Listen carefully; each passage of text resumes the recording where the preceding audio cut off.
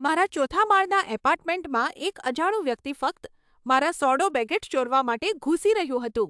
હું 26 વર્ષની છું અને મેં બેકિંગનો એક સાઇડ બિઝનેસ શરૂ કર્યો હતો જે ખરેખર પૈસા કમાઈ રહ્યો હતો. પણ પછી મારી બ્રેડ ગાયબ થવા લાગી. હું 50 બેગેટ્સ બનાવીશ, ઊંઘી જઈશ અને જ્યારે જાગીશ ત્યારે જોઈશ કે માત્ર 48 જ બચ્યા છે. થોડા દિવસો પછી મેં 30 બનાવી અને ફરીથી 3 ગાયબ થઈ ગયા.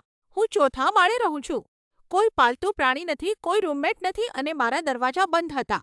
મેં મારી પોતાની માનસિક સ્થિતિ પર શંકા કરવાનું શરૂ કર્યું. મેં તો ચોરને લલચાવવા માટે ઘરની બનેલી કૂકીઝની પ્લેટ પણ મૂકી, પણ તેણે તેને અડક્યા પણ નહીં. છેવટે મેં મોશન એક્ટિવેટેડ કેમેરા લગાવ્યા.